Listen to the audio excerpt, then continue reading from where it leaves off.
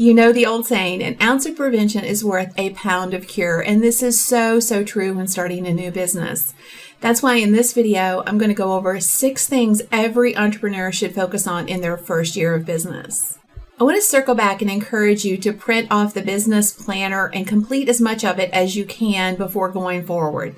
This is going to be super invaluable to you as a business resource, but it's also going to be a great document to refer back to during your first year in business. When you start a business, you sometimes think you know who you're going to serve, but as you move forward, this becomes more and more important to know. This will influence everything else you're going to do in your first year, so it's important to be constantly learning as much as you can about your person, your customer, your client. When asked who their ideal customer is, many new business owners will say, everyone. And I'm here to share that when you serve everyone, you serve no one. However, it's important to really drill down and figure out exactly who actually needs your products or services. Some factors to consider are your ideal customer's age, gender, level of education, location, occupation, even their marital status. All the things I've just shared are super important, but I want to encourage you to dig a little deeper and find out other common things about your person. Things like, where do they shop offline? What do they like to do in their spare time? Do they have children, pets? Things like that. The more you know, the more you can relate to them and them to you. Many new business owners jump in with both feet, which is great because that means they're passionate. However, it's a good idea to temper that passion with some solid financial goals and forecasts. For example, what kind of startup costs will you have? Do you have access to a line of credit if need be? And you need to apply in advance for this and be prepared so that you have it before you need it. What are your monthly and annual income goals for the year? And how are you going to achieve those income goals? Be sure to set those SMART goals, like we talked about in one of the other lessons. What fixed and variable costs do you anticipate each month? What do you want to realistically make your first year?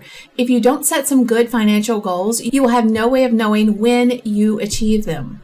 The first year of business for many entrepreneurs can be brutal when it comes to balancing work, family, and your health. And I mean both physical and mental health. Personally, I don't really feel like there is such a thing as work-life balance. I feel like there are seasons in our business and seasons in our life.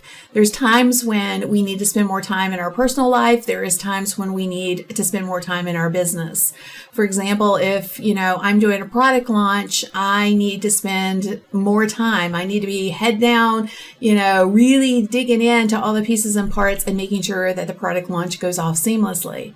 And conversely, if there's something happening in my personal life, for example, my 96-year-old dad is in need of 24/7 care, and I'm having to step back a little bit so that I have time to spend there. So there's seasons in our business and in our lives, and we have to slide both ways. We have to be able to flex. That's one of the joys and challenges, I think, of being an entrepreneur. So I want to encourage you to decide early on what your boundaries are going to be. What hours do you want to work? How will you take care of yourself both physically and mentally? How will you ensure your family life doesn't suffer? How will you make time for other relationships like with friends and extended family? Who will you turn to for business-related support so that you don't get overwhelmed or suffer from burnout? This is a great time to start looking for a business coach or a mastermind group. They will be invaluable to you as you move forward. In the excitement and busyness of your first year, it can be easy to neglect your own professional development and networking.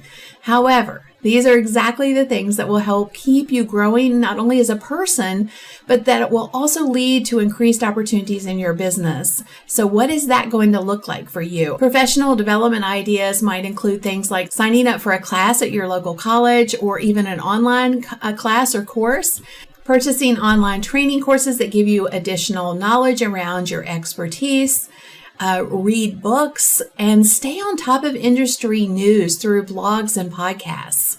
From a networking perspective, you could join local networking groups like your city's Chamber of Commerce. You could join Facebook and LinkedIn groups around your area of expertise. I mentioned this before, but I think it's super important to think about this and start thinking about it out the gate. Joining a mastermind or a group coaching program. Reach out on social media to others within your area of expertise. Always be connecting is my motto. You never know how your newfound knowledge or Connections will help you and your business grow. When you're just starting out, you may be able to handle everything on your own. However, as your business grows over the next year, you may need to consider hiring employees or building a team, or maybe even outsourcing some of your work. Some signs that it's time to expand your team include things like having more work than you can handle, consistently not meeting customer expectations, things are falling through the cracks over and over again, things like missing emails or phone calls. You're spending too much time trying to learn new skills like graphic design, SEO, etc. And you might have some extra money coming in that's not earmarked for anything. It could be a sign that you need to get some help. Unfortunately, making money in your first year, or any year really, isn't a build it and they will come kind of thing. Having a solid marketing plan right out of the gate will help you reach your target market more easily and will help you determine how much of your budget needs to go towards marketing and promotion. I am known for saying this, and it's perfect in this connotation, so I thought I would share it with you. If you aren't doing something each and every day to market your business, you are wrong. So often I see business owners getting caught up in working in their business instead of on their business.